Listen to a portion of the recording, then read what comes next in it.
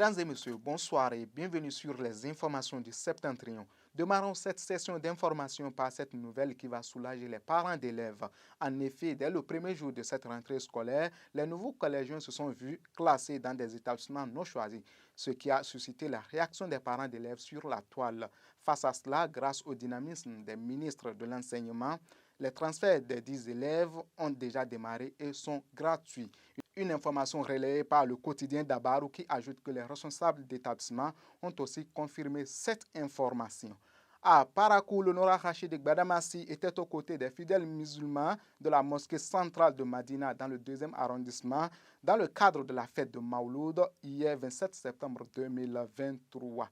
L'honorable a profité de l'occasion pour préciser que la politique est mondaine alors que l'au-delà est le plus important. Il n'a pas manqué de prier pour le Bénin ainsi que pour le président Patrice Talon pour tout ce qu'il fait dans le pays.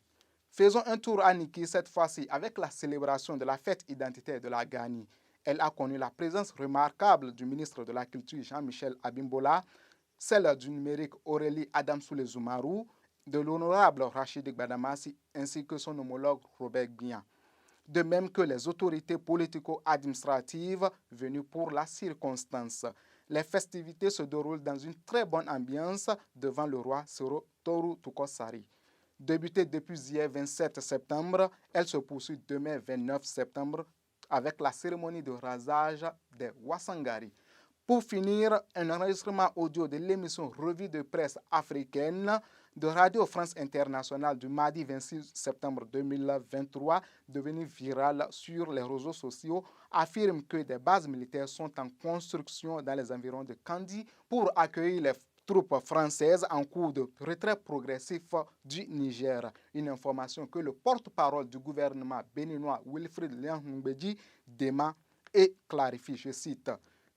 C'est une fausse information. Il n'y a aucune base militaire en construction au Bénin. Il n'y a aucun accord militaire entre le Bénin et la France qui demande qu'une base soit installée ici.